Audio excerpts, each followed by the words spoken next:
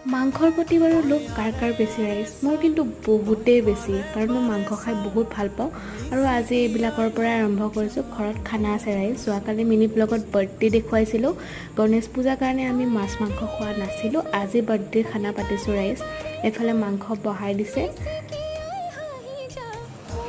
মই কাৰণে ধৰিব দিছোঁ কাৰণে ধৰিছা হা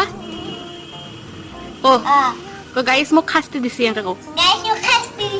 দিমেই মহা তাৰপিছত এটা পাৰ্চেল আহিল ল'বলৈ আহিলোঁ বাটত পাৰ্চেলটো লৈ ল'লোঁ এটা কুৰ্তা আছিলে এইফালে মাংস ৰেডি হৈ গ'ল অলম'ষ্ট এইফালে আজি আমাৰ আলহী চিকু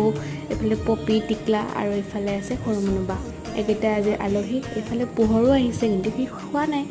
এইফালে এখেতক ছাৰপ্ৰাইজ মাংসৰ হাড্ডি ভৰ্তি কৰি দিছে খাই